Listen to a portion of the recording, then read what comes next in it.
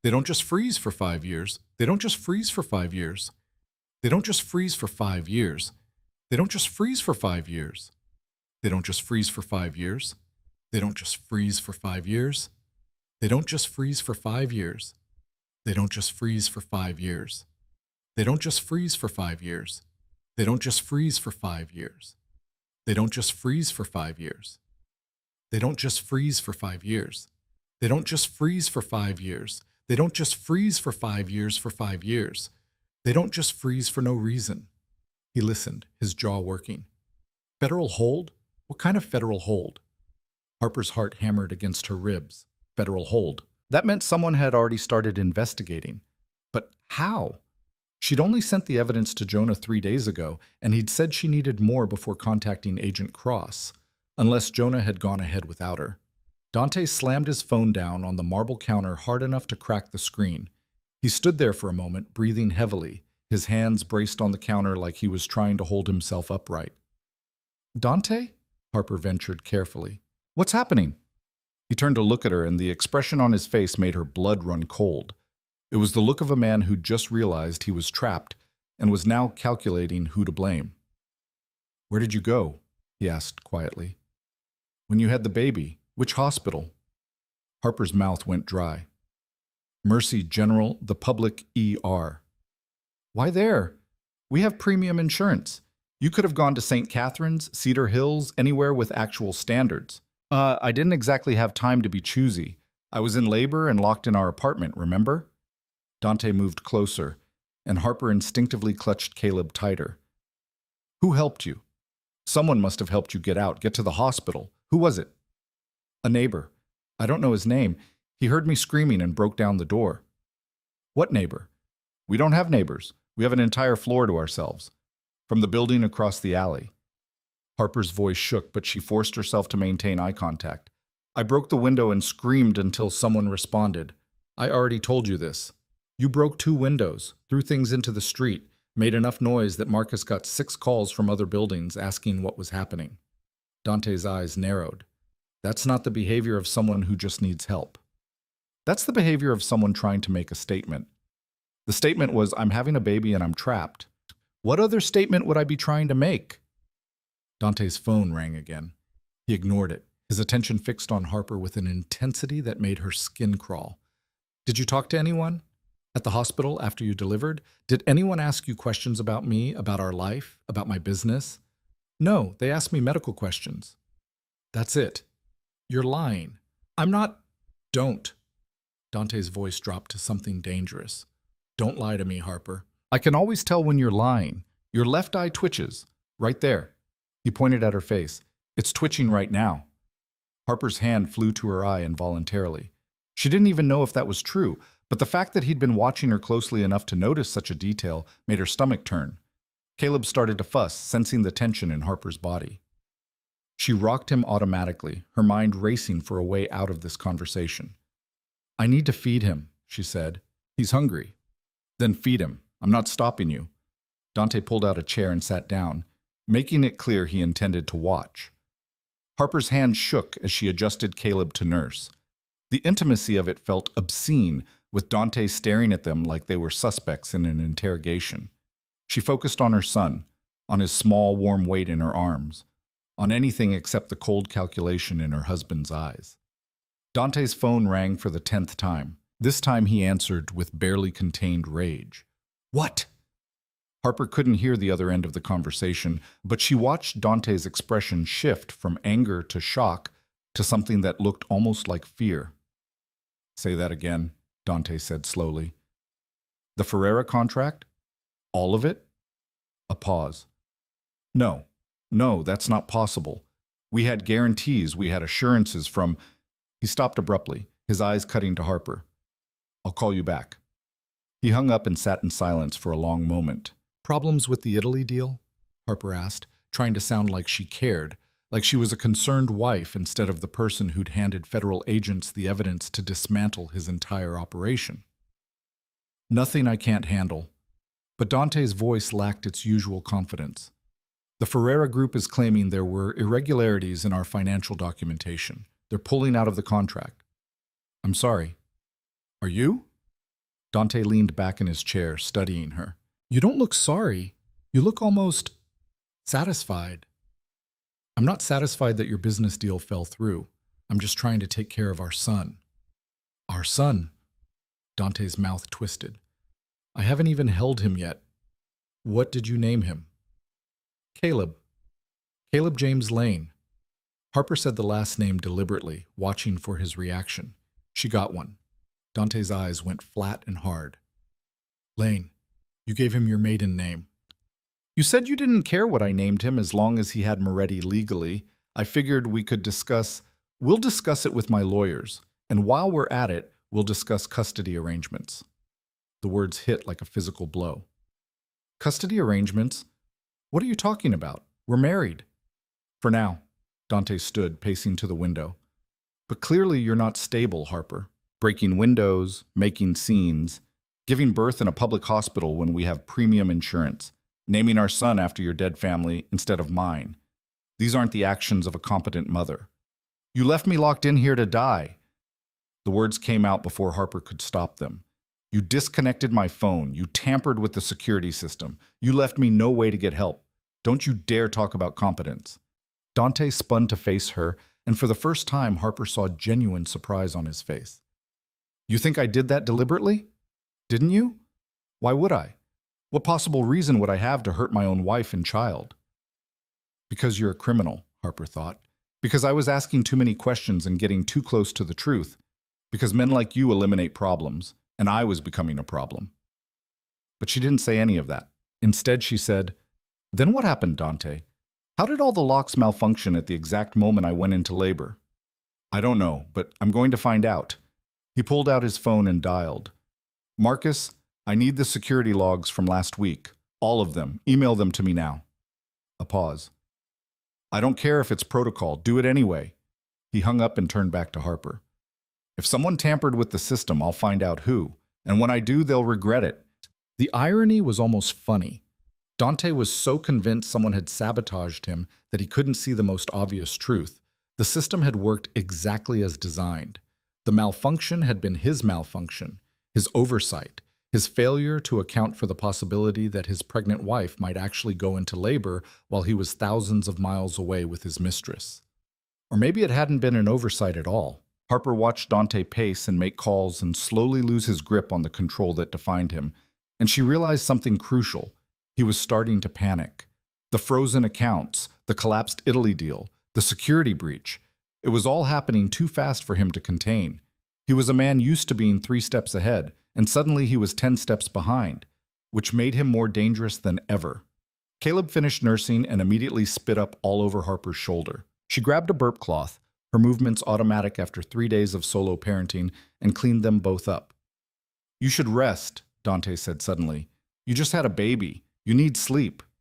The consideration in his tone was somehow more frightening than his anger had been. Harper knew better than to trust it. I'm fine. You're exhausted. I can see it. Dante moved closer, his expression softening into something that might have looked like concern to someone who didn't know better. Go lie down. I'll watch Caleb for a while. Every instinct Harper had screamed danger. She couldn't leave Caleb alone with Dante. Not now. Not when everything was unraveling and he was looking for someone to blame. He needs to stay with me. He's still learning to nurse and… Harper. Dante's voice had that edge again. Go rest. That's not a suggestion. Harper's arms tightened around Caleb. No. The word hung in the air between them, dangerous and defiant. Dante's expression went cold. What did you just say? I said no. He's my son, and I'm not leaving him. He's our son, and you're being irrational. Then I'm irrational. Harper stood, backing toward the nursery. But I'm not letting you… Dante's phone rang again, cutting off whatever she'd been about to say. He glanced at the screen and his whole body went rigid. I have to take this, he said, already moving toward his office. Stay here. Don't go anywhere. He disappeared down the hall and Harper heard the office door slam shut. She had maybe 5 minutes, maybe less.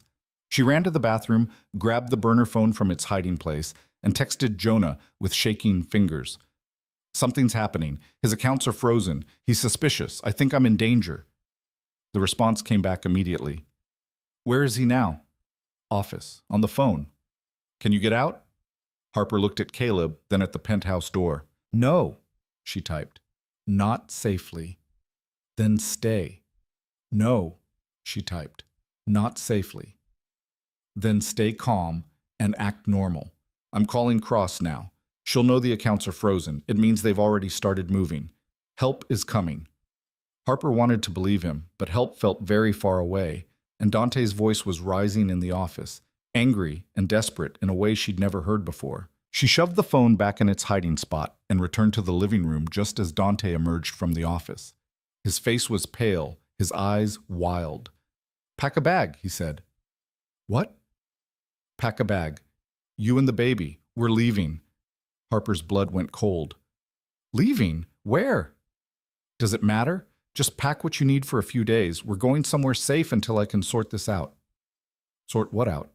"Dante? What's happening?"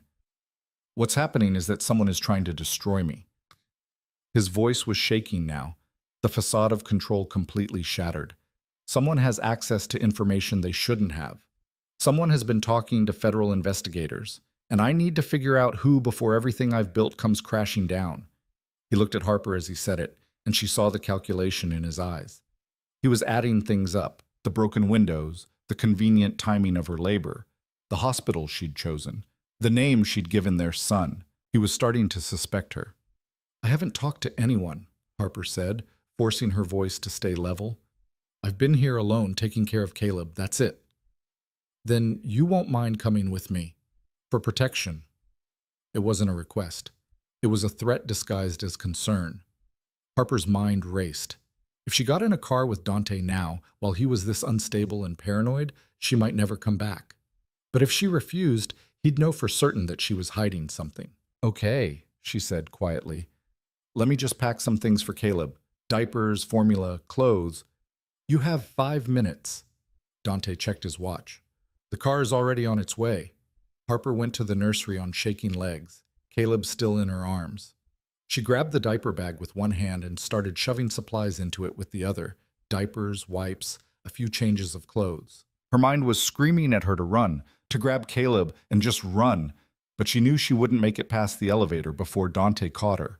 She needed a plan. She needed help. She needed... Her eyes landed on the baby monitor, the one connected to an app on her phone, the suspended phone that Dante had turned off but that was still physically in the apartment.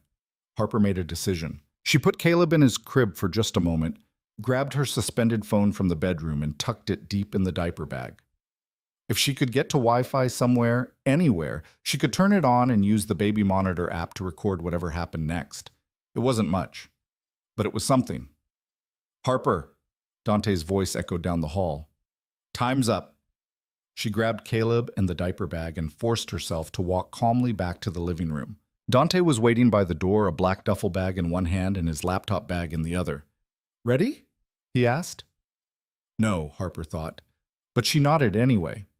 They rode the elevator down in silence.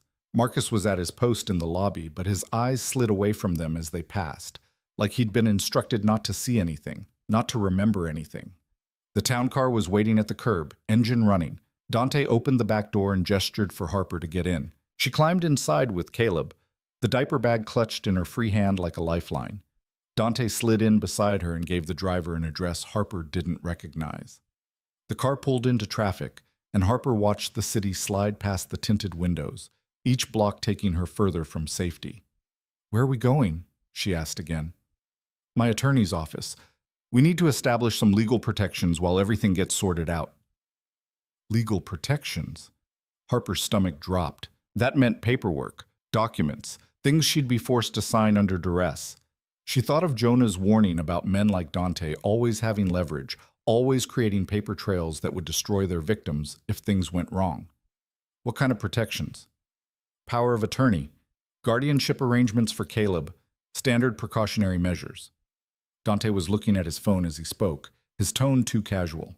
"Just in case something happens to me, I need to make sure you're both taken care of." Or he was making sure that if something happened to him, Harper would go down with him. She'd seen enough of his files to know how this worked. Create documents that implicated her in his schemes, make her legally liable for his crimes, ensure that if he fell, she'd fall harder. "I don't want to sign anything right now," Harper said carefully. I just had a baby. I'm exhausted. Can't this wait a few days? No. Dante's voice was flat. It can't. The car turned onto a street Harper recognized, the financial district, all glass towers and expensive real estate. They pulled up in front of a building that probably housed a dozen law firms, and Dante's attorney was waiting at the entrance. Richard Chen was a man who specialized in making problems disappear. Harper had met him exactly twice, both times at charity events where Dante had introduced him as his legal advisor. Everything about Richard screamed expensive and morally flexible. His tailored suit, his practiced smile, his eyes that gave nothing away. Dante. Mrs. Moretti. Richard shook Dante's hand and nodded at Harper. Let's go upstairs. I have the conference room reserved. They rode up to the 14th floor in silence. Richard led them to a sleek conference room with floor-to-ceiling windows overlooking the city. A stack of documents was already laid out on the table. Please, sit. Richard gestured to the chairs. This shouldn't take long. Harper sat, settling Caleb in her lap. The baby was starting to fuss again, picking up on her anxiety. She bounced him gently, her eyes scanning the documents on the table. Power of attorney, revocable trust agreement, custody authorization. Every single one of them would give Dante complete control over her life, her son, and her future. I'm not signing these, Harper said quietly. Both men looked at her like she'd spoken a foreign language. Harper, Dante said with forced patience, these are for your protection. No, they're for your protection. These documents make me responsible for your business decisions, give you sole authority over Caleb's care, and basically ensure that if anything happens to you, I'm the one who takes the fall. She looked at Richard. Isn't that right, Mr. Chen? Richard's expression didn't change. These are standard estate planning documents, Mrs. Moretti. Many couples don't, Harper cut him off. Don't insult my intelligence by pretending this is standard. I know what these documents really mean. Dante's hand came down on the table hard enough to make the papers jump. You'll sign them because I'm telling you to sign them. You're my wife. You do what I say. No. The word hung in the air like a gunshot. Dante's face went dark. He stood slowly, his whole body radiating threat. Richard, give us the room. The attorney hesitated, glancing between them, then gathered his papers and left without a word. The door clicked shut, leaving Harper alone with Dante and the city spread out behind him like a beautiful, indifferent witness. You think you're very clever, don't you? Dante's voice was soft, dangerous. You think you figured something out. You think you have some kind of leverage. Harper clutched Caleb tighter, her heart pounding. I don't know what you're talking about. The accounts that were frozen weren't random. Someone gave federal investigators specific information about my business structure. Information that only a handful of people have access to. He moved closer. So I've been asking myself, who would want to hurt me? Who has had access to my office, my files, my computer? Dozens of people work for you, Dante. Your associates, your employees, none of whom have been left alone in my penthouse for days while I was out of the country. His eyes bored into hers. You've been in my office, haven't you? Going through my things? Copying my files? No. Liar. He grabbed her arm, his fingers digging in hard enough to bruise. What did you take? What did you give them? Caleb started to cry, a sharp wail that cut through the tension. Harper tried to pull away, to comfort her son, but Dante's grip only tightened. Let go of me, Harper said, her voice shaking but firm. You're scaring the baby. Answer the question. What did you take? Nothing. I didn't take anything. Dante released her suddenly, stepping back. His phone was in his hand, and he was scrolling through something with quick, angry movements. The neighbor, he said. The one who helped you during labor. What did you say his name was? I told you, I don't know his name. You're lying. Again. Dante turned the phone to face her, and Harper's blood turned to ice. On the screen was a security photo from the building lobby. Jonah Pierce, time-stamped from 3 days ago, entering with what looked like purpose. This man was captured on our building's security system the night you broke the windows, Dante said quietly. He came from the building across the alley, forced entry into our penthouse, and then disappeared with you for 18 hours. He zoomed in on Jonah's face. I had a friend run facial recognition. Do you know who this helpful neighbor really is? Harper couldn't breathe. His name is Jonah Pierce, former forensic accountant for the FBI, specialized in financial crimes and money laundering investigations. He built cases against 3 major crime families before his partner was killed and he resigned. Dante's smile was cold. So tell me, Harper, how does a random neighbor just happen to be a federal investigator with expertise in exactly the kind of crimes I'm being accused of? The walls felt like they were closing in. Harper looked at Caleb, at Dante, at the door that might as well have been a mile away. It was a coincidence, she whispered. He heard me screaming and helped me, that's all. And I'm sure it's just a coincidence that my account started freezing the day after he met you. Hopti. Dante pocketed his phone. Here's what's going to happen. You're going to sign these documents, all of them, and then you're going to tell me exactly what you told Jonah Pierce and what evidence you gave to federal investigators. If you cooperate, I might let you keep visitation rights with Caleb. Visitation rights? He's my son. He's my heir. And right now, you're a liability I can't afford. Dante moved to the door. Richard. The attorney reappeared instantly, like he'd been waiting just outside. Mrs. Moretti needs some time to think about what's best for her family, Dante said smoothly. Why don't you explain to her exactly what happens to uncooperative wives in custody disputes, especially ones who might be charged as accomplices in their husband's alleged crimes? Richard sat down across from Harper, his expression professional and utterly unmoved by her obvious distress. In the state of California, family courts consider many factors when determining custody. A mother's stability, her ability to provide a safe home, her mental fitness.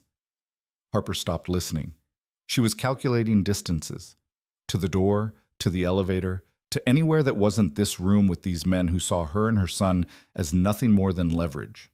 Caleb's cries had quieted to small hiccuping sobs. Harper rocked him automatically, her mind racing through every bad option she had left. She could sign the documents and become complicit in Dante's crimes. She could refuse and lose her son in a custody battle she had no resources to fight. She could run and become a fugitive.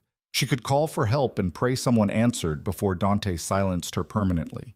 None of them were good, but one of them might at least keep Caleb safe. Harper looked up at Richard Chen with her best impression of a woman who'd been broken into submission.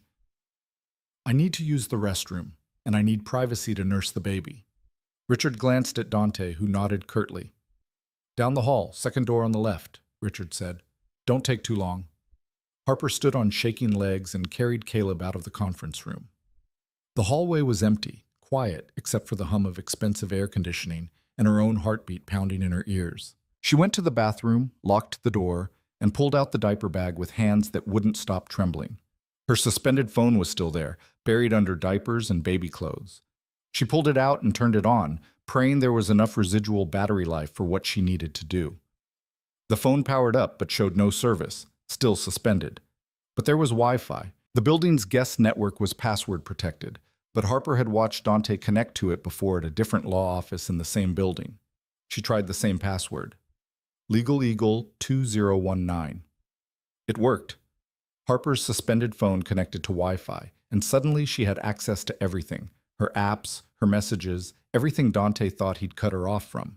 Her fingers flew across the screen, pulling up the baby monitor app and starting a recording. She tucked the phone deep in Caleb's diaper bag, microphone exposed, and turned on the monitor.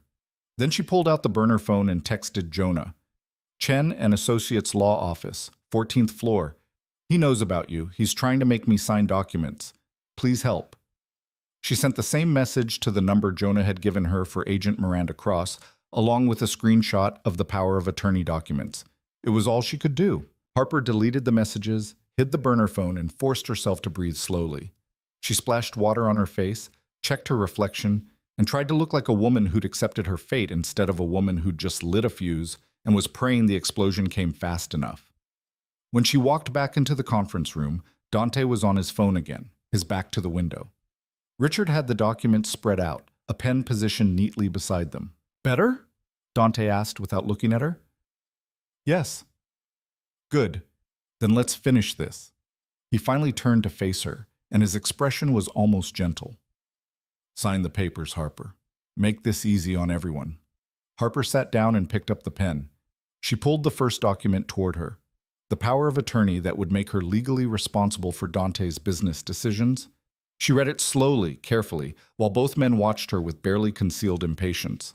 "This clause here," Harper said, pointing to a section halfway down the page. "It says, I acknowledge full awareness of all business dealings and financial structures associated with Meridian Holdings, Coastal Import Services, and Summit Distribution, LLC." She watched Dante's expression carefully as she named the shell companies she'd photographed. He went very, very still. "So if I sign this," Harper continued, her voice steady now, "I'm essentially confessing to knowing about the money laundering, the fraud, the forged documents, all of it. I become complicit, an accomplice." "Those are legitimate business entities," Richard said smoothly. "The language is standard for—" "I found the external hard drive," Harper said quietly, looking directly at Dante. "The one you kept locked in your desk drawer. I saw the spreadsheets, the communications about shipments, the offshore accounts. I photographed everything." The silence that fell was absolute. Dante's face had gone white. "What did you do?" "I gave it to the FBI." The lie came out smooth and confident. She hadn't given it to them yet. Jonah was supposed to be the intermediary, but Dante didn't need to know that. 3 days ago. That's why your accounts are frozen. That's why the Ferreira deal collapsed. That's why everything is falling apart. "You stupid—" Dante lunged toward her, and Harper scrambled backward, clutching Caleb. Richard jumped between them, hands up. "Dante, not here, not in my office." But Dante wasn't listening. His eyes were wild, trapped. The eyes of a man who'd just realized he'd been outmaneuvered by the person he'd most underestimated. "You have no idea what you've done," he breathed. "The people I work with, the connections I have, you think the FBI can protect you? You think federal custody is going to save you?" "I think it's better than being your prisoner." Harper's voice shook but held. "And I think Agent Miranda Cross is very interested in talking to me about protective custody and immunity in exchange for testimony." The color drained from Richard's face. He stepped away from Dante, his professional mask slipping.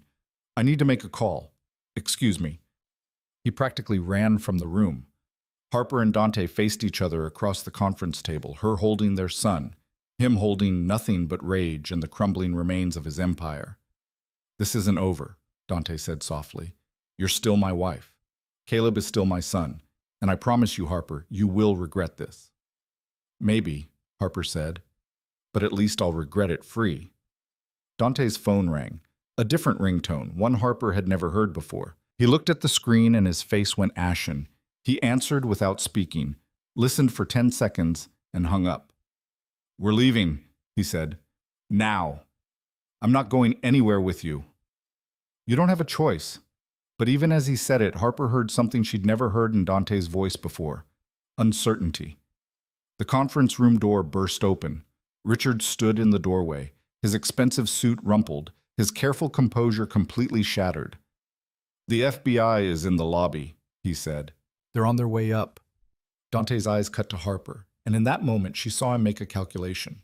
Grab her and Caleb as hostages, or run while he still could. He chose to run.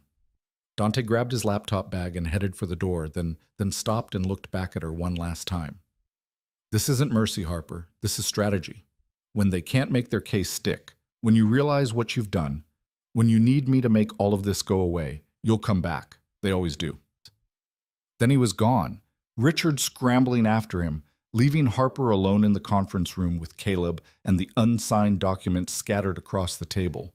She heard shouting in the hallway, authoritative voices demanding people stop, doors slamming, the chaos of a raid in progress.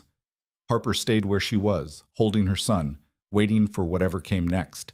The door opened, and a woman in a dark suit stepped inside. She had sharp eyes, graying hair pulled back in a bun, and the kind of presence that commanded immediate attention. "Mrs. Moretti," the woman said, "I'm Special Agent Miranda Cross. I think we need to talk."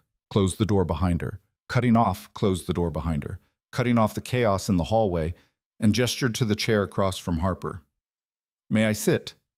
Harper nodded, her arms instinctively tightening around Caleb. The baby had fallen asleep despite everything, his small body warm and trusting against her chest. Miranda sat and folded her hands on the table, her eyes taking in Harper's disheveled appearance, the diaper bag, the unsigned documents still scattered across the polished surface. "First things first," Miranda said. "Are you hurt? Do you or your baby need medical attention?" "No, we're okay." "Good. Second, do you know where your husband went?" Harper shook her head. "He ran when you arrived. I don't know where he'd go." Miranda's expression didn't change, but something flickered in her eyes. "We have agents at every exit. He won't get far." She pulled out a small recording device and set it on the table between them. "I need to ask you some questions, Mrs. Moretti. You're not under arrest and you're free to leave at any time. But I strongly suggest you talk to me before you make any decisions about what comes next. Do you understand?" "Yes. Do you want a lawyer present?" Harper thought about Richard Chen, about the documents designed to implicate her, about how Dante's lawyers would twist everything to protect him and destroy her. "No," she said quietly. "I want immunity." Miranda's eyebrows rose slightly. "That's a very specific request. What makes you think you need immunity?" "Because my husband has spent months building a paper trail that makes me look complicit in his crimes. He had documents ready for me to sign today that would have made me legally responsible for shell companies I didn't even know existed until last week." Harper gestured at the power of attorney forms. "He's been setting me up from the beginning, making sure that if he went down, I'd go down with him." Miranda picked up one of the documents and scanned it quickly. Her jaw tightened. "These are extremely incriminating. If you'd signed them—" "I know. That's why I didn't." "But you did have access to his files. Jonah Pierce sent me the photographs you took, bank statements, communications, financial records." Miranda leaned forward. "How did you get that information, Mrs. Moretti?"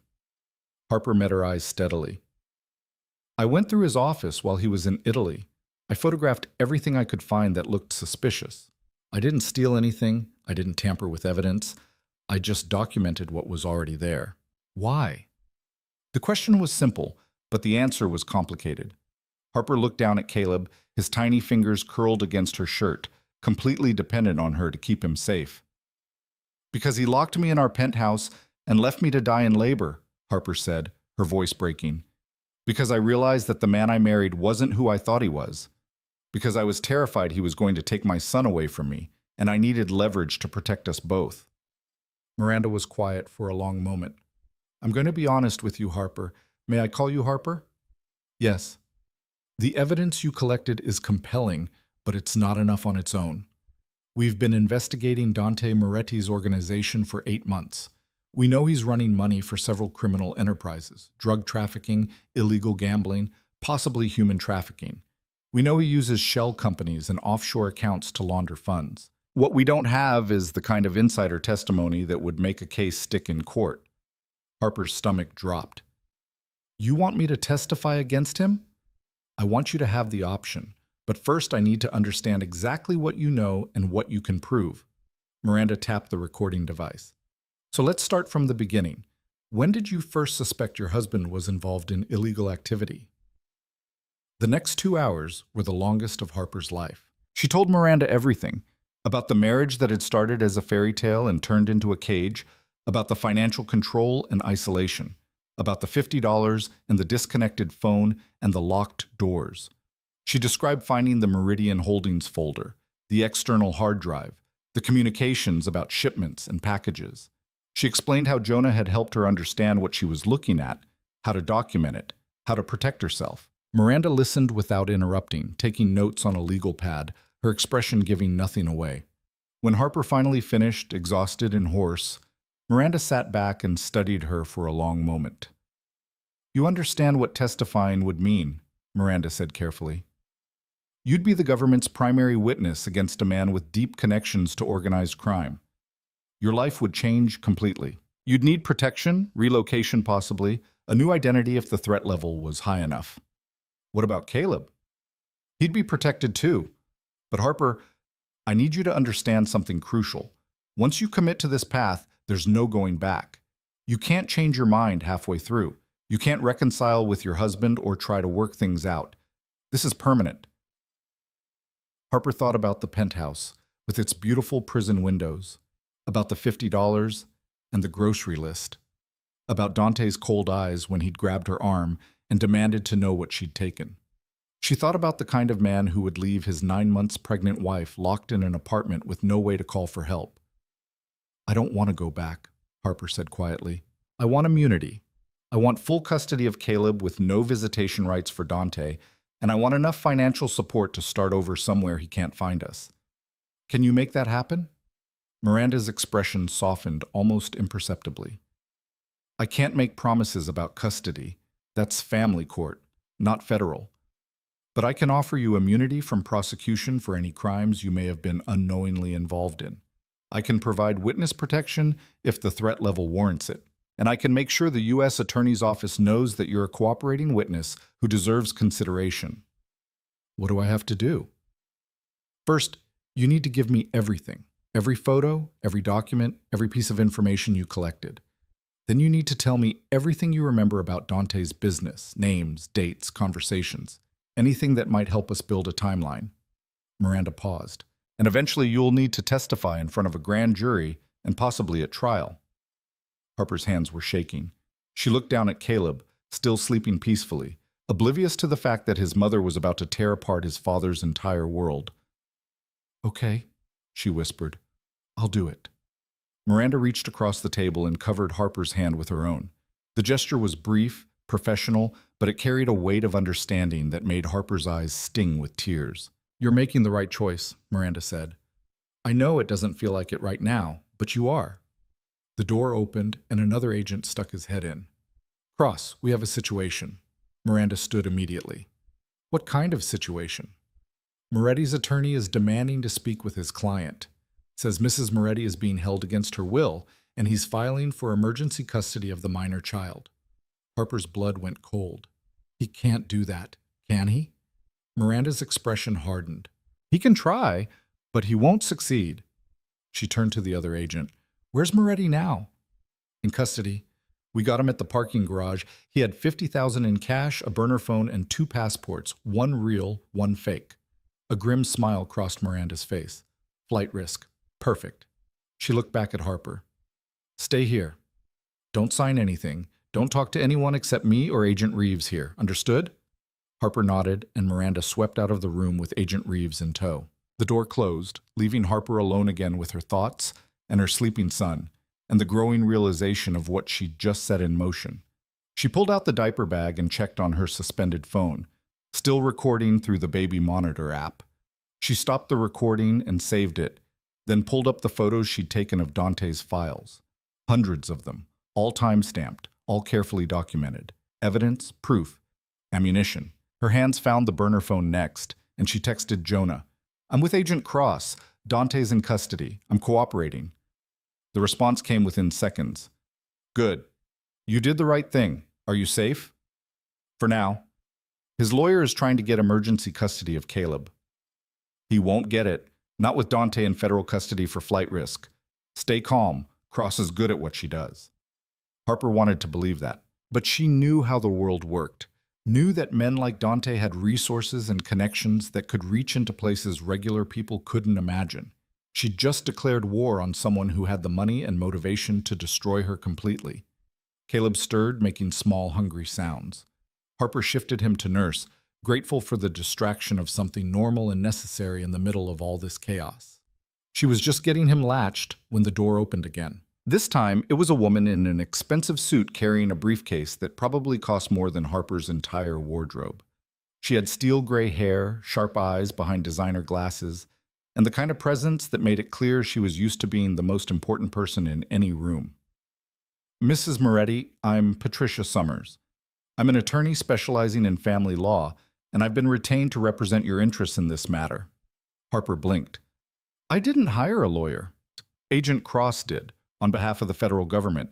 You're a cooperating witness now, which means you're entitled to legal representation separate from your husband's counsel." Patricia sat down and opened her briefcase with crisp efficiency. "I've already filed emergency motions to freeze all joint assets, prevent your husband from accessing any accounts in your name, and establish temporary sole custody of your son. I've also requested a restraining order preventing Dante Moretti from contacting you or the child." The professional competence was almost overwhelming. Harper had spent so long being told what she couldn't do, what she wasn't allowed to have, that having someone fight for her interests felt surreal. "Thank you," Harper managed. "Don't thank me yet. We have a lot of work ahead of us." Patricia pulled out a legal pad. "First, I need you to tell me about every asset you know your husband controls. Bank accounts, properties, vehicles, investments, anything and everything." Harper tried to focus, tried to remember all the financial documents she'd seen in Dante's office. "There's the penthouse, obviously, and a house in Malibu I've only seen once.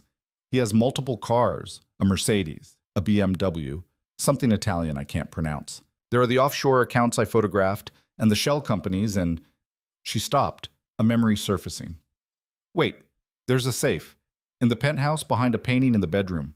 I saw him open it once. There was cash inside, a lot of it, and some kind of ledger or notebook." Patricia's pen paused. "Did you photograph the contents?" "No, I didn't know the combination. I only saw inside because he opened it while I was in the room and didn't realize I was paying attention." "Do you remember what you saw?" Harper closed her eyes, trying to pull up the memory. "Stacks of hundreds, wrapped in paper bands, maybe $200,000 or $300,000, and a black notebook, the kind with a leather cover. He put some papers inside and locked it again." Patricia was writing rapidly. "This is good. This is very good. A personal ledger could contain information that didn't make it into his digital records, the kind of thing that proves intent and knowledge." She looked up. "Can you get back into that penthouse?" "I don't know. Maybe. It's my legal residence, but Dante controls the building security." "Leave that to me. I'll coordinate with Agent Cross. If we can get a warrant for that safe, we might find exactly what we need to." The door burst open, and Miranda strode in with an expression that made Harper's heart sink. "We have a problem," Miranda said without preamble. "Dante's claiming the evidence you collected was obtained illegally. He says you broke into his private office, accessed password-protected files without authorization, and violated attorney-client privilege by photographing communications with his lawyers." Harper's stomach dropped. "But it's my home too. I'm his wife. I didn't break into anything." "Spousal privilege is complicated," Patricia interrupted. "In California, you have a legal right to access shared property. But if Dante can prove his office was exclusively his private space and you were explicitly forbidden from entering it, he might have a case for suppression of evidence." "That's insane!" Harper's voice rose, startling Caleb. She forced herself to breathe, to stay calm. "He locked me in that apartment. He tried to kill me. And now he's going to hide behind legal technicalities?" "That's exactly what he's going to do," Miranda said grimly. "His lawyer is already filing motions to exclude all the photographic evidence. If those motions succeed, we lose the majority of our case." The room fell silent except for Caleb's soft breathing and the distant sound of voices in the hallway. Harper felt like she was drowning, like every step forward she'd taken was being yanked back twice as far. "What about the recording?" she said suddenly. Both women looked at her. "What recording?" Miranda asked carefully. Harper pulled out her suspended phone and held it up. "When Dante brought me here, I turned this on and hid it in the diaper bag. I've been recording everything. The conversation in the conference room, him admitting to the shell companies, him threatening me, all of it." Patricia's eyes widened. "You recorded him without his knowledge or consent?" "Yes. Is that illegal?" "California is a two-party consent state," Patricia said slowly, "which means recording someone without their permission is generally illegal. But—" she held up a finger, "there are exceptions for situations involving imminent harm or criminal activity. And if Dante threatened you or your child, that could qualify." Miranda held out her hand. "Let me hear it." Harper pulled up the audio file and hit play. Dante's voice filled the conference room, cold and threatening. "You're still my wife. Caleb is still my son. And I promise you, Harper, you will regret this." Then Richard's voice. "The FBI is in the lobby. They're on their way up." And finally Dante's last words to her. "When they can't make their case stick, when you realize what you've done, when you need me to make all of this go away, you'll come back. They always do." Miranda's expression was unreadable as the recording ended. "How much else is there?" "About 45 minutes total. Most of it is from the conference room, Dante pressuring me to sign the documents, threatening to take Caleb away, admitting to the shell companies when I named them." Patricia leaned forward. "Did he say anything specific about the nature of those companies? About where the money came from, or where it was going?" Harper scrubbed through the audio, trying to remember. There, listen to this part. She played a section where Dante's voice was sharp with panic. You have no idea what you've done. The people I work with, the connections I have, you think the FBI can protect you? And then a few minutes later, when they can't make their case stick, Miranda stopped the recording. He's admitting to working with other people. Connections. That's conspiracy. And he's threatening a federal witness, Patricia added. That's obstruction. The question is whether we can use it in court, Miranda said. Harper, I need you to think very carefully. When Dante made these statements, did you feel like you or Caleb were in imminent danger? Harper remembered the conference room, the way Dante had lunged at her, the wild look in his eyes when he'd realized what she'd done. Yes, she said quietly. He grabbed my arm hard enough to bruise. He threatened to take my son away. He told his lawyer to explain what happens to uncooperative wives in custody disputes. I was terrified. Good. That's our exception to the two-party consent rule. Miranda pulled out her phone. I'm calling the U.S. attorney right now. This changes everything. Patricia was already typing on her laptop. I'm amending our emergency motions. This recording establishes a credible threat to you and the child, which strengthens our case for sole custody and the restraining order. Harper sat back, Caleb heavy and warm in her arms, and watched these two powerful women dismantle her husband's defenses with the same ruthless efficiency he'd once used to control her life. It was terrifying and exhilarating in equal measure. The next several hours blurred together in a chaos of legal proceedings Harper barely understood. She was moved to a safe room in the federal building, given food and supplies for Caleb, and interviewed by 3 different agents who all wanted to hear her story from slightly different angles. Patricia stayed with her through all of it, redirecting questions that were too invasive and making sure Harper's rights were protected. Night fell, and Harper found herself in a hotel room under federal protection. Not one of the luxury places Dante would have chosen, but clean and safe, and most importantly, anonymous. Agent Reeves was stationed outside her door. Another agent was in the lobby. She was as protected as she could be under the circumstances. But Harper couldn't sleep. Every time she closed her eyes, she saw Dante's face in that conference room, the moment he'd realized she'd betrayed him. She kept reaching for her phone, forgetting that it was still suspended, that she had no one to call anyway. Except she did have someone. Harper pulled out the burner phone and texted Jonah. Are you awake? The response came immediately. Yeah, can't sleep either. How are you holding up? I don't know. Scared, exhausted, wondering if I did the right thing. You did. Trust me on that. Harper hesitated, then typed. Can I ask you something? Of course. Why did you really help me? I know you said it was because of what happened to your partner, but there's more to it, isn't there? The 3 typing dots appeared and disappeared several times before Jonah's response came through. Sarah wasn't just my partner. She was my wife. We kept it quiet because the Bureau had rules about married agents working together. But we were a team in every way. Harper's chest tightened. I'm so sorry. She was investigating the same kind of operation your husband runs, money moving through legitimate businesses to hide criminal activity. She got close to proving it, and they killed her to shut her up. Made it look like a robbery gone wrong. Another pause. I've spent 3 years wishing I could go back and do things differently. Help her see the danger before it was too late. Get her out before they got to her. When I saw you in that window, screaming for help, it was like the universe was giving me a second chance. To save someone. To save someone who deserved to be saved. You're not a criminal, Harper. You're a victim who found the courage to fight back. That's rare. Harper wiped at her eyes, surprised to find them wet. I don't feel courageous. I feel terrified. Courage isn't the absence of fear. It's doing the right thing even when you're scared out of your mind. You've got that in spades. They texted back and forth for another hour, Jonah telling her stories about Sarah, about the cases they'd worked, about the life they'd planned that never happened. Harper told him about her parents, about the art gallery where she'd worked, about the person she used to be before Dante. Finally, around 3 in the morning, Jonah typed, You should try to sleep. Tomorrow's going to be a long day. What happens tomorrow? Tomorrow you start building your new life, one piece at a time. Harper wanted to believe that was possible. She looked at Caleb, asleep in the travel crib the FBI had provided, and tried to imagine a future where they were safe and free and no longer defined by Dante's shadow. It felt impossible. But then again, escaping from a locked penthouse while in active labor had felt impossible too. The next morning, Harper woke to a knock on the door and Agent Reeves announcing that Patricia Summers was here to see her. Harper threw on clean clothes, provided by the FBI from a generic shopping trip, and answered the door with Caleb in her arms. Patricia swept in carrying 2 coffee cups and a bag from a bakery down the street. "Breakfast. You need to eat something before we go to court." "Court?"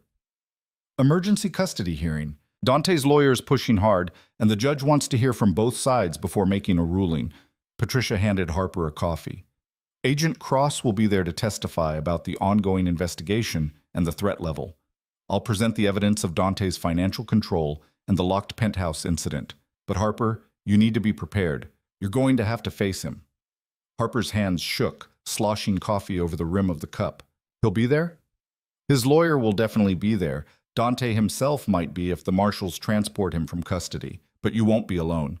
I'll be right beside you, and there will be federal agents in the courtroom." Patricia's expression softened.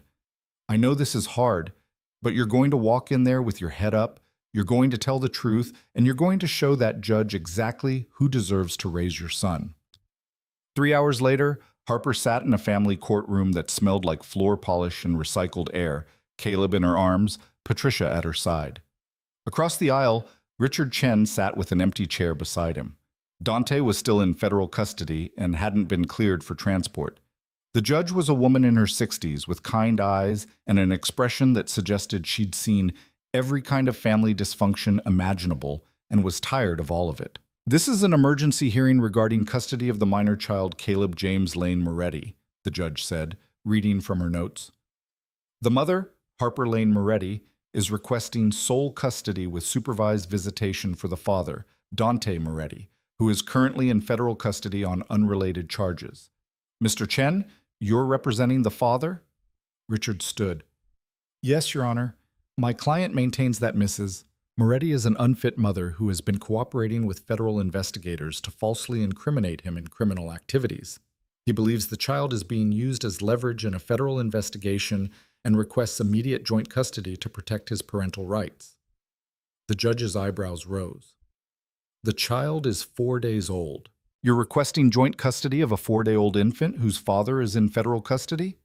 "We're requesting that my client's parental rights be protected, Your Honor. Mrs. Moretti has already demonstrated a pattern of deception, but I'd like to hear from Mrs. Moretti's counsel before you continue," the judge interrupted. "Ms. Summers." Patricia stood with the controlled confidence of someone who'd won cases in far more hostile courtrooms than this. "Your Honor, my client is the victim of severe financial abuse, isolation, and most recently a deliberate attempt on her life and the life of her unborn child. She has cooperated with federal investigators to protect herself and her son from a man who has demonstrated a complete disregard for their safety and well-being." She laid out the evidence methodically: the disconnected phone, the locked penthouse, the $50 allowance, the emergency delivery at a public hospital. She entered into evidence the photos of the grocery list, the bank statements showing Harper had no access to funds, and finally, the recording of Dante threatening to take Caleb away. The judge listened to the recording with an expression that grew increasingly grim. "Mr. Chen," she said when it ended, "your client threatened to use custody proceedings as punishment for his wife's cooperation with federal investigators. That's not protecting parental rights. That's weaponizing the court system." "Your Honor, those statements were made under extreme duress. My client had just learned that his wife had betrayed his trust and said—" "His trust?" The judge's voice could have cut glass. "His wife was locked in an apartment with no phone access while 9 months pregnant. Where was his trust when he left her in that situation?" Richard opened his mouth and closed it again. The judge turned to Harper. "Mrs. Moretti, I'd like to hear from you directly. Can you tell me in your own words why you believe sole custody is in your son's best interest?" Harper stood on shaking legs, Caleb cradled against her chest. She thought about all the practiced speeches Patricia had helped her prepare, all the careful legal language designed to make her sound reasonable and competent. Instead, she told the truth. "I married a man I thought I loved," Harper said quietly. I thought he would protect me and take care of me. Instead, he controlled every aspect of my life. Where I went, who I talked to, what I bought at the grocery store.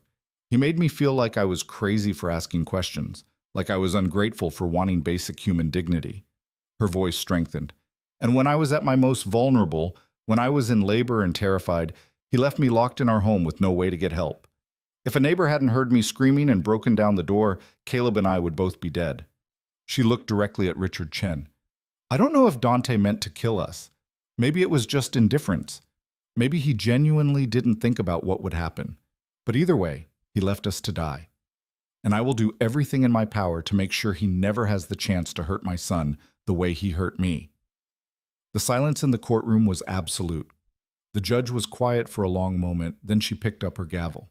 I'm granting temporary sole custody to Harper Lane Moretti. Mr. Dante Moretti's parental rights are suspended pending the outcome of the federal investigation. All visitation will be supervised and subject to approval by this court. I'm also issuing a restraining order preventing Mr. Moretti from contacting Mrs. Moretti or the minor child except through legal counsel. She looked at Richard. Your client can file an appeal when he's no longer in federal custody. Until then, he has no custodial rights. We're adjourned. The gavel came down, and Harper's legs gave out. Patricia caught her, steadying her, while Caleb started to cry, as if he understood that something monumental had just happened. You did it, Patricia said quietly. He can't touch you now. But Harper knew better than to feel safe. Men like Dante didn't accept defeat gracefully. They regrouped, they planned, they came back harder. This wasn't over. It was just beginning. Harper's instinct proved correct 3 days later when Agent Miranda Cross called her into the federal building for what she described as an urgent development. Harper arrived with Caleb strapped to her chest in a carrier Patricia had bought her, still living out of the FBI-provided hotel room, still jumping at every unexpected sound. Miranda met her in the lobby with an expression that made Harper's stomach drop. What happened? Harper asked. Selena Vale walked into our field office this morning and asked for a deal. Miranda guided Harper toward the elevators. She's willing to testify against Dante in exchange for immunity. Harper's first reaction was relief. More evidence meant a stronger case, but Miranda's grim expression suggested there was more to it. They rode up to the 7th floor in silence. Miranda led Harper to a conference room where Selena sat with her own attorney, looking nothing like the polished woman who'd walked out of the penthouse with Dante. Her cream silk blouse was wrinkled, her perfect hair pulled into a messy ponytail, and her eyes were red-rimmed like she hadn't slept in days. When Selena saw Harper, something flickered across her face. Guilt, maybe, or shame. Mrs. Moretti, Selena's attorney said, standing. I'm David Brennan, Ms. Vale's counsel. My client has information that's relevant to both the federal investigation and your custody case. Agent Cross thought you should hear it directly. Harper sat down slowly, adjusting Caleb in the carrier. I'm listening. Selena wouldn't meet her eyes. She stared at her hands, her voice barely above a whisper. The penthouse locks. The security system malfunctioned. It wasn't an accident. The room went very still. What are you saying? Harper's voice was steady, despite the ice spreading through her veins. Dante asked me to disable the internal release mechanisms before we left for Italy. Selena's words came faster now, like she'd been holding them in too long. He said you'd been snooping around his office, that he needed to teach you a lesson about boundaries. He told me to make it look like a system glitch. Said you'd be uncomfortable for a few hours until Maria came to check on you, and then you'd understand who was in control. Harper's hands clenched on the edge of the table. I was 9 months pregnant. I know. I told him it was too dangerous, that you could go into labor, but he said first babies are always late, that it would be fine. Selena finally looked up, and her eyes were swimming with tears. I didn't know he'd also disconnected your phone. I didn't know he'd told Maria not to come for a week. I swear I thought it would just be a few hours. You thought wrong, Harper's voice was ice. I almost died. My son almost died, because you helped my husband lock me in a cage. I know, and I'm sorry. Don't. Harper cut her off. Don't apologize to me. Apologize to Caleb when he's old enough to understand that you nearly killed him before he was born. Selena flinched like she'd been slapped. Miranda leaned forward. Ms. Vale, I need you to state for the record exactly what Mr. Moretti asked you to do and when. Selena's attorney nodded, and Selena took a shaky breath. 3 days before we left for Italy, Dante showed me how to access the building's security system remotely. He had administrator credentials that let him control individual units. He walked me through disabling the internal door releases and the emergency override for the penthouse windows. He made me practice it twice to make sure I could do it without leaving a trace in the logs. "Why did he want the windows disabled?" Miranda asked. "He said you'd been threatening to throw yourself out if he left you alone." Selena's voice dropped. "He said you were unstable, that you'd made suicide threats before, that he needed to protect you from yourself." Harper felt sick. Even in his cruelty, Dante had been building a narrative. The unstable wife, the concerned husband, the tragic accident that wasn't really his fault. "Did you believe him?" Harper asked quietly. Selena hesitated, then shook her head. "Not really, but I didn't care. I wanted you out of the picture, and if Dante was willing to do the dirty work, I wasn't going to stop him." The honesty was almost worse than the lies. Miranda pulled out a file folder. "Miss Val has also provided us with detailed information about Mr. Moretti's financial operations. Shell companies, offshore accounts, cash movements. She served as his de facto CFO for the past 18 months. "I managed the books," Selena said. "I moved money between accounts, created false invoices, laundered proceeds from drug sales and illegal gambling operations through legitimate businesses.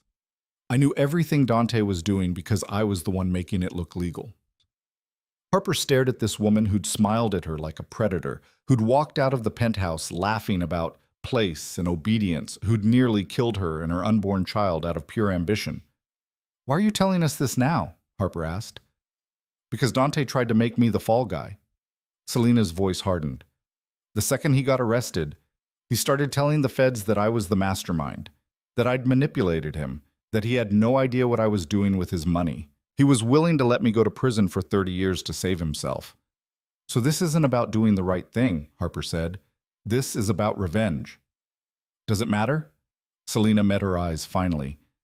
"Whether I'm cooperating out of guilt or self-preservation, the result is the same. Dante goes to prison for a very long time." Harper looked at Miranda.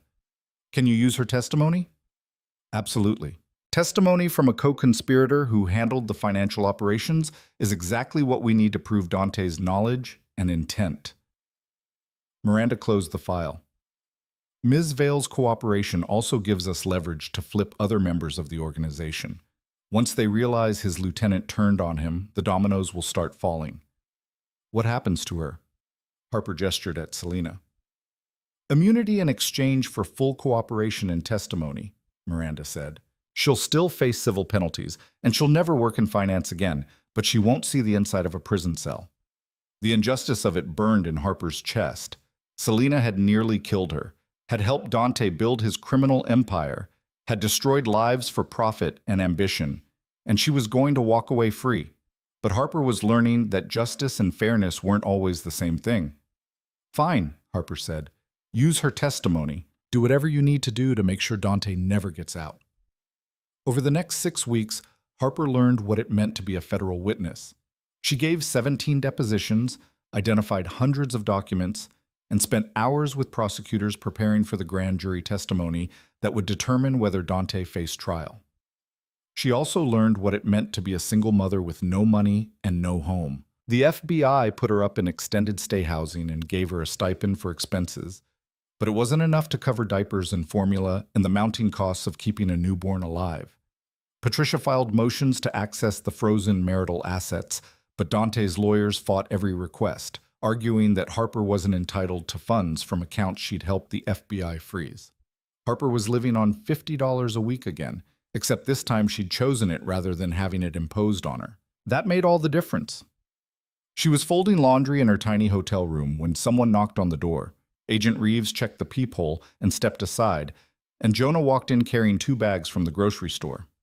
"You didn't have to do this," Harper said, but she was already reaching for the bags, grateful beyond words. "I know." Jonah started unpacking: formula, diapers, fresh vegetables, things Harper couldn't afford on her FBI stipend. "But I wanted to." He'd been visiting regularly since the custody hearing, always with some excuse, dropping off case files, checking on her safety, making sure she had what she needed. Harper had started to realize that Jonah's help wasn't just about Sarah anymore. It was about something gentler, something that made her chest feel warm and tight when he smiled at Caleb or helped her carry the diaper bag, or stayed to talk long after he'd delivered whatever excuse had brought him there. The grand jury testimony is next week, Harper said, putting away groceries. Miranda says it should be straightforward. I just tell them what I found, how I found it, and what Dante said in the recording. Are you nervous? Terrified. Harper picked up Caleb, who'd started fussing in his bassinet. What if I mess up? What if I forget something important? What if the defense tears me apart on cross-examination? There's no cross-examination in grand jury testimony, Jonah reminded her gently. It's just you and the prosecutors and the jurors. You tell your story, and they decide if there's enough evidence to indict. And if there's not, there will be. Between your evidence, Selena's testimony, and the financial records the FBI has been pulling, this is the most solid racketeering case I've seen in years. Jonah sat on the edge of the bed, watching her rock Caleb. Dante's going down, Harper. It's just a matter of time. Harper wanted to believe that, but she'd learned not to count on things until they actually happened. The grand jury testimony came and went in a blur of questions and exhibits and sworn statements. Harper told her story to a room full of strangers who listened with varying degrees of sympathy and skepticism. She identified documents, authenticated recordings, and explained in careful detail how she'd found the evidence that was now being used to dismantle her husband's empire. When it was over, Miranda met her in the hallway with a smile that reached her eyes for the first time since Harper had met her. They voted to indict, Miranda said. Racketeering, money laundering, fraud, witness intimidation, and conspiracy to commit human trafficking. Dante's looking at 40 years minimum if convicted. Harper's knees went weak. She'd done it. She'd actually done it. What happens now? She asked. Now we build the case for trial. Dante's team will file every motion they can think of to exclude evidence, delay proceedings, and make your life difficult. But we've got him, Harper. The indictment is sealed for 72 hours, and then it goes public. Once that happens, everyone will know what kind of man Dante Moretti really is. The indictment went public on a Tuesday morning. By Tuesday afternoon, it was the lead story on every news outlet in the city.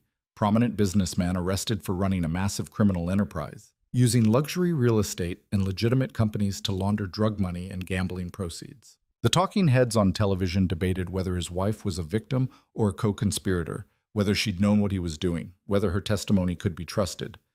Harper watched the coverage from her hotel room and felt nothing but a cold, distant satisfaction. Let them talk. Let them question her motives. At least now everyone knew the truth about the man behind the expensive suits and the charitable donations. Her phone, the burner Jonah had given her, buzzed with a text from Patricia. Emergency hearing tomorrow. Dante's team is making a last push for custody. Be ready. Harper's stomach dropped. She thought this was over. She thought the restraining order and the federal indictment had ended Dante's ability to hurt her through the courts. She should have known better. The next morning, Harper walked into the same family courtroom where she'd won temporary custody 6 weeks ago. But this time, Dante was there in person, wearing an orange jumpsuit and shackles, flanked by 2 U.S. Marshals, but there nonetheless. Their eyes met across the courtroom, and the hatred in his gaze made Harper's blood run cold. This was a man who'd lost everything and blamed her for all of it. This was a man who had nothing left to lose. The judge called the hearing to order. Mr. Chen, you've filed an emergency motion to modify custody. Please state your grounds. Richard stood, looking significantly less polished than he had 6 weeks ago. Your Honor, my client maintains that Mrs. Moretti deliberately destroyed his life and his business based on fabricated evidence and lies. He believes his son is being raised by a woman who has proven herself willing to lie, cheat, and manipulate to get what she wants. He's requesting immediate supervised visitation and a full custody evaluation. Your Honor, Patricia said without standing, Mr. Moretti is currently under federal indictment for racketeering, money laundering, fraud, and conspiracy to commit human trafficking. He's being held without bail because he's a flight risk. He used a fake passport and attempted to flee the country. And now he wants to argue that his wife is unfit? The judge looked at Dante over her reading glasses. Mr. Moretti, you're facing 40 years in federal prison if convicted. Even if I granted you visitation rights, which I'm not inclined to do, how exactly would you exercise them from a jail cell? Dante leaned toward his attorney and whispered something. Richard nodded and stood again.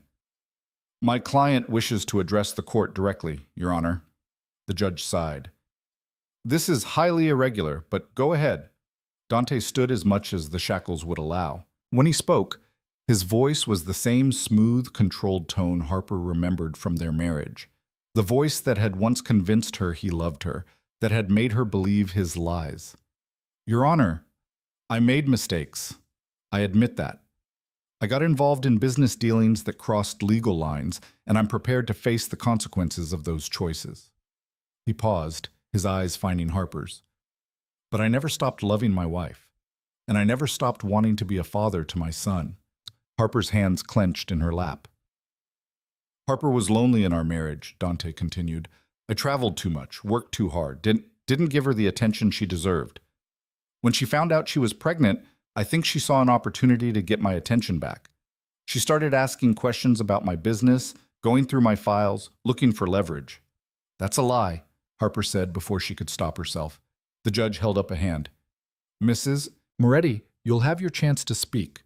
Mr. Moretti, continue. When I realized what she was doing, I confronted her. We had a fight. A bad one. I said things I regret and I left for Italy to cool off.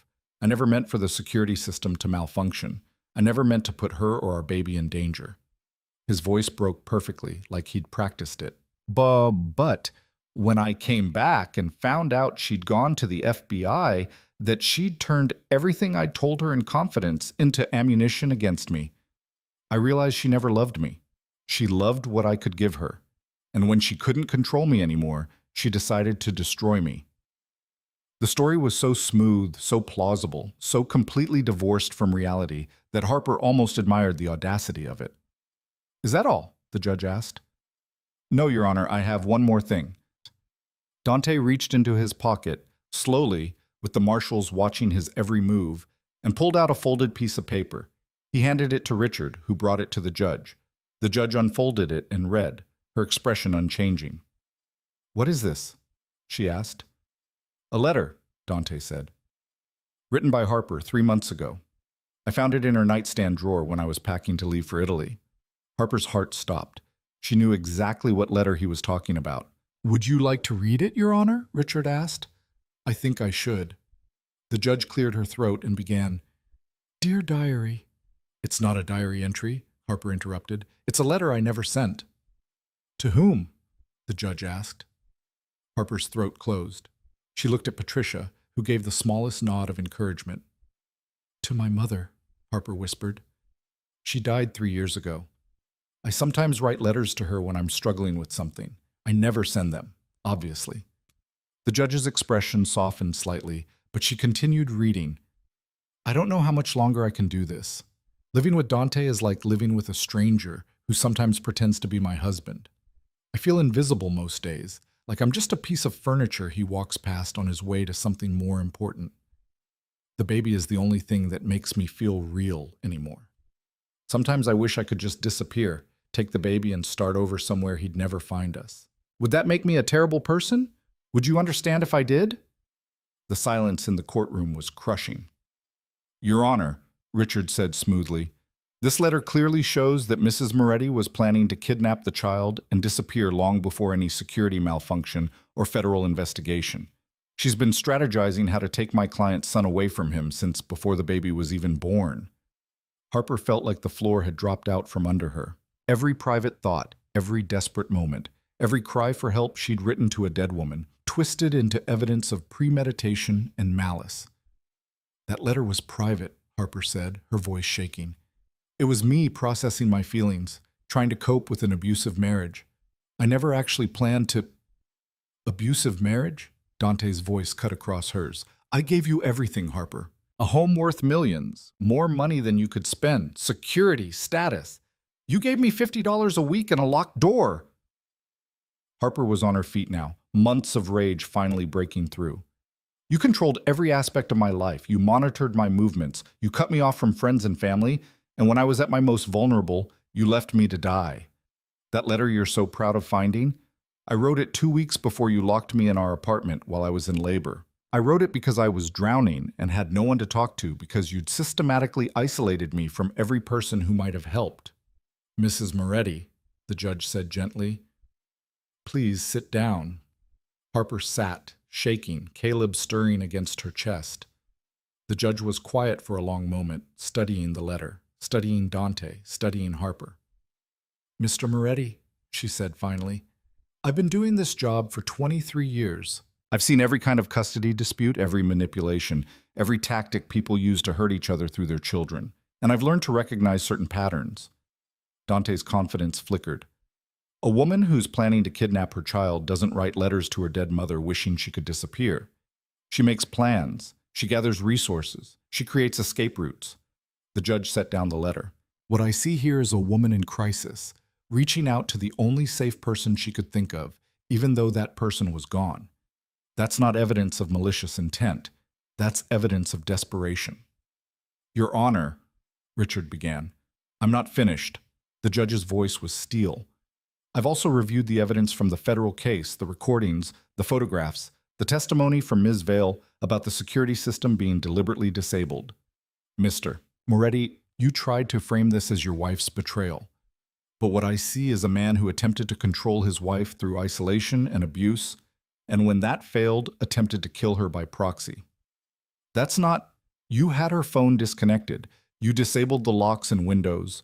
You left the country for a month knowing she was 9 months pregnant and could go into labor at any time. Whether you intended for her to die or simply didn't care if she did, the result is the same. You endangered her life and the life of your unborn child. The judge picked up her gavel. Your emergency motion is denied. Your parental rights remain suspended. You will have no contact with the minor child until and unless you are acquitted of all federal charges, which frankly seems unlikely. This hearing is adjourned. The gavel came down with a finality that echoed through Harper's entire body. Dante lunged toward her, the marshals barely catching him in time. This isn't over, he shouted as they wrestled him back. You hear me, Harper? This isn't over. You think you've won, but you have no idea what you've started. The marshals dragged him from the courtroom, his threats echoing down the hallway until a door slammed and cut them off. Harper sat frozen in her seat, trembling so hard she thought she might shatter. Patricia put a hand on her shoulder. Breathe. It's over. He's gone. But Harper knew it wasn't really over. Not yet. The trial took 8 months to prepare and 3 weeks to execute. Harper testified for 2 full days, walking the jury through every document, every transaction, every piece of evidence she'd collected. Selena testified for 3 days, laying out the entire financial structure of Dante's operation with the clinical precision of someone who'd built it herself. The defense tried to paint Harper as a scorned wife seeking revenge, tried to discredit Selena as a jilted lover with an axe to grind, tried to argue that the evidence was tainted by illegal searches and coerced testimony. None of it worked. The jury deliberated for 6 hours and came back with guilty verdicts on all counts: racketeering, money laundering, conspiracy, fraud, witness tampering. Yes. When the judge sentenced Dante to 43 years in federal prison with no possibility of parole, Harper felt nothing but a hollow relief. He was gone. Finally, permanently gone. But she still had to rebuild a life from the ruins he'd left behind. The civil case took another year to resolve. Patricia fought Dante's estate tooth and nail for Harper's fair share of the marital assets. The penthouse and the Malibu house were seized by the federal government to satisfy restitution claims, but Patricia managed to secure Harper a settlement of $200,000, money from legitimate investments that predated Dante's criminal enterprise. It wasn't the millions Dante had accumulated, but it was enough. Enough for a small apartment in a safe neighborhood. Enough for childcare so Harper could go back to work. Enough for a fresh start. Harper used part of the settlement to open a small consulting practice, helping women in situations like hers understand their financial options, recognize patterns of economic abuse, and document evidence if they decided to leave. She partnered with domestic violence organizations and legal aid clinics, offering her services on a sliding scale that meant sometimes she worked for free and sometimes she worked for very little. But it was hers, her work, her choice, her purpose. Caleb turned 2 in a sunny apartment with windows that opened and doors that unlocked from the inside. Harper threw him a birthday party attended by 3 toddlers from his daycare and a handful of adults who'd become her new family, Patricia, who'd become a friend beyond her role as an attorney, Miranda, who checked in regularly even though the case was long closed, and Jonah. Jonah had been there through all of it, the trial, the settlement negotiations, the slow, painful process of Harper learning to trust again. He never pushed, never demanded more than Harper was ready to give, but he was always there when she needed him. "He's getting so big," Jonah said, watching Caleb demolish a cupcake with methodical toddler precision. "I know, sometimes I can't believe it's only been 2 years." Harper looked around the apartment, modest but comfortable, filled with secondhand furniture and dollar store decorations and none of the expensive emptiness of the penthouse. "It feels like a different lifetime." "It was a different lifetime. You're not the same person who was counting $50 bills on a silk duvet." "No, I'm not." Harper smiled. "That person was scared and small and convinced she deserved whatever she got. This person knows better." Jonah reached over and took her hand. The gesture was simple, familiar. They'd been dating for 6 months now, taking it slow, building something real on a foundation that had nothing to do with money or control or power. "I'm proud of you," Jonah said quietly. "Every day, I'm proud of you." Harper squeezed his hand and watched her son laugh with chocolate frosting smeared across his face, and for the first time in longer than she could remember, she felt genuinely happy. 3 years after Dante's conviction, Harper was sitting in her small office reviewing financial documents for a new client when her phone rang. The number was blocked, which usually meant spam, but something made her answer. "Hello? Mrs. Moretti?"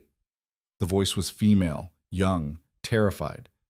"This is Harper Lane." She dropped the Moretti name the day the divorce was finalized. "Who's calling?" "My name is Jessica Chen. I think you helped my sister 2 years ago. She said if I ever needed help, I should call you."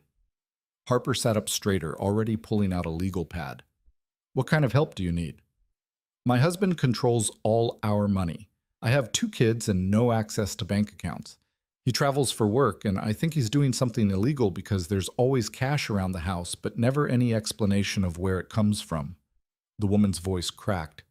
"I'm pregnant with our 3rd, and I'm scared. I need to know if I'm crazy or if I should." "You're not crazy," Harper said firmly, "and you're doing exactly the right thing by calling. Can you tell me what state you're in?" As Jessica started talking, Harper took notes with practiced efficiency, already seeing the pattern, already knowing how this would play out if Jessica didn't act soon. She'd done this consultation 100 times now, walked women through the same steps she'd taken, document everything, secure evidence, find allies, build a case. Some of them left their abusers. Some of them didn't. Harper couldn't save everyone, couldn't force people to make choices they weren't ready for. But she could offer them the same thing Jonah had offered her that night he'd broken down the penthouse door. A witness. Someone who saw what was happening and refused to look away.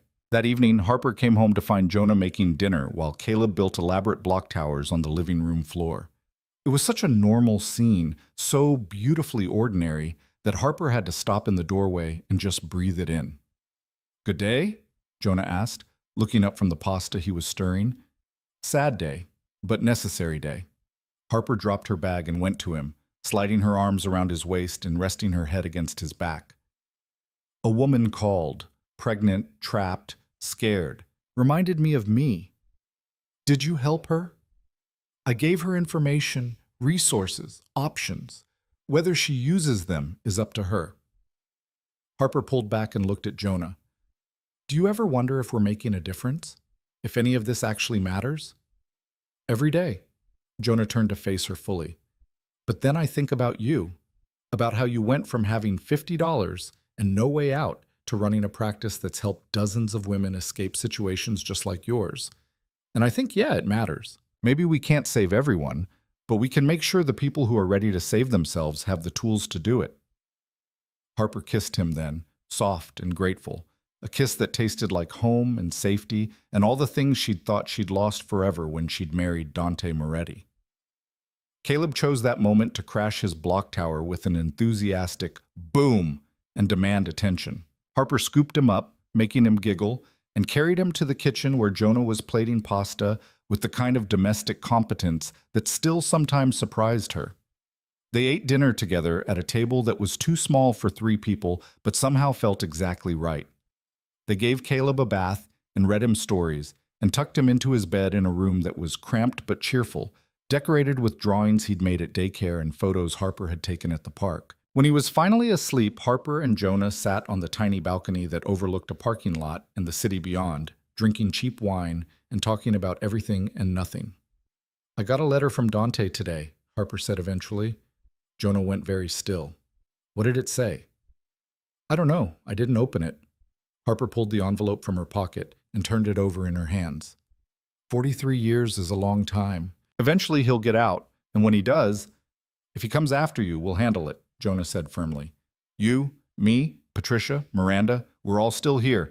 He's not the man he used to be, Harper. Prison changes people. And even if it doesn't, you're not the woman you used to be either." Harper looked at the envelope, her name written in Dante's precise handwriting, no return address, just the prison stamp that confirmed where it came from. Instead, she ripped the envelope in half. Then in quarters, then into pieces too small to read. "I don't need to know what he has to say," Harper said, watching the pieces flutter down into the parking lot below. "He doesn't get any more of my time, my energy, or my peace. He's done." Jonah pulled her close, and they sat like that until the city lights started to blur, and Harper realized she was crying, not from sadness or fear, but from the sheer overwhelming relief of being truly, finally free.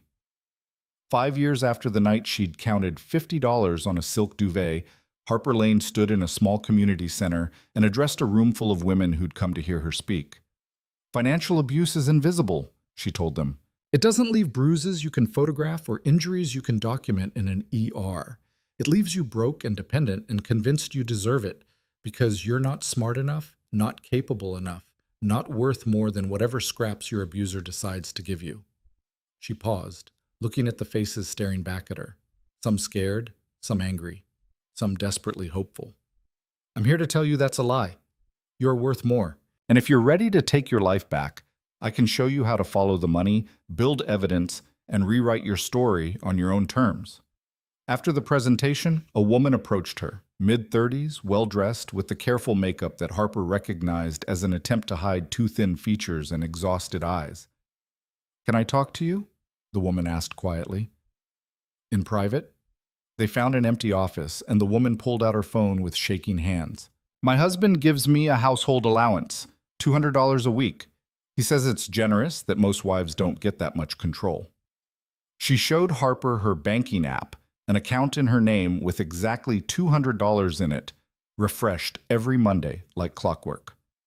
"Meanwhile," the woman continued, "he just bought a yacht. I saw the paperwork in his office. $3 million. And I'm rationing groceries to make $200 last." Harper took out her notepad, her heart aching with familiar recognition. "Tell me everything." The conversation lasted 2 hours. By the end of it, Harper had enough information to start building a case. She gave the woman her card, a safety plan, and most importantly, the knowledge that she wasn't crazy, wasn't ungrateful, wasn't asking for too much. She was just asking to be treated like a human being instead of a possession. Walking home that night, Harper thought about the woman in the penthouse counting $50 and wondering if she deserved more. She thought about all the women who were still in those cages, still counting inadequate money, still convincing themselves it was somehow their fault. She couldn't save them all, but she could make sure they knew they deserved to be saved. When Harper got home, Caleb was already in bed, and Jonah was waiting up with tea and a knowing smile. "Another one?" he asked. "Another one," Harper confirmed. "Yacht-owning husband, rationed grocery money, the usual." "You're going to help her." "I'm going to try." Harper collapsed onto the couch, exhausted but satisfied. "How was your day?" "I finalized the paperwork for the foundation." Jonah handed her a folder. "The Sarah Pierce Memorial Fund for Economic Justice. It's official." Harper opened the folder and read through the documents establishing a nonprofit that would provide free financial consulting to abuse survivors, fund legal representation for custody cases, and support women rebuilding their lives after leaving controlling partners. It was everything they'd been working toward for the past year. "We did it," Harper whispered. "You did it," Jonah corrected. "I just helped organize the paperwork. You're the one who turned your worst experience into something that helps other people." Harper thought about Dante, locked in a cell 3 states away, his empire dismantled, his power gone. She thought about all the women he'd never hurt because Harper had found the courage to document his crimes and hand them to federal investigators. And she thought about the $50 he'd left her, the ultimate symbol of his contempt, his certainty that she was too weak and small to be anything but grateful for his scraps. She wished she'd kept one of those bills. She would have framed it and hung it in her office with a plaque that read, "The cost of underestimating a desperate woman." Instead, she had something better. A life she'd built from nothing.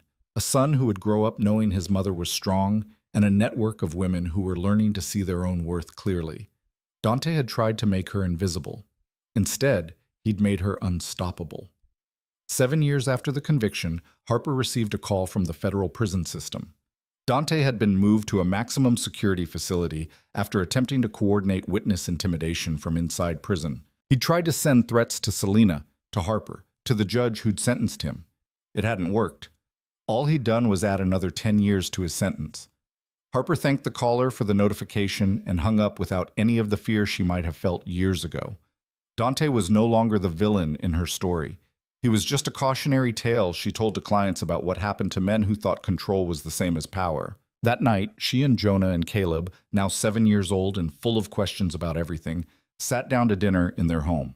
Not the tiny apartment, but a real house they'd bought together with Harper's consulting income and Jonah's return to forensic accounting as an independent consultant. "Mom?" Caleb asked through a mouthful of chicken. "Why don't I have a dad like the other kids?" Harper and Jonah exchanged glances. They'd known this question was coming, had prepared for it, but it still made Harper's chest tight. "You do have a dad," Harper said carefully. "His name was Dante, and he made some very bad choices that meant he couldn't be part of our family. But that doesn't mean you're missing anything, because you have people who love you and take care of you and will always be here for you."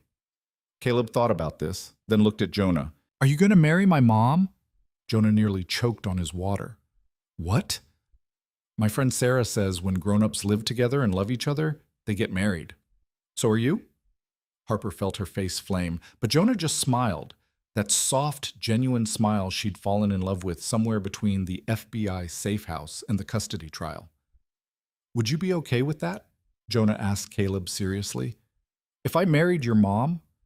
Caleb shrugged with the casual indifference of a 7-year-old. "I guess. Can I have dessert now?" After Caleb went to bed, Harper and Jonah sat on the porch of their small house and watched the stars come out over the city. "He's right, you know," Jonah said quietly, "about the marriage thing." Harper's heart stuttered. "Jonah, I'm not proposing. Not right now, not like this." He took her hand. "But I want you to know that I'm in this for the long haul. You and Caleb, this life we've built together, it's everything I thought I'd lost when Sarah died. You gave me a second chance at building a family, and I don't take that lightly." "I never thought I'd want to get married again," Harper admitted.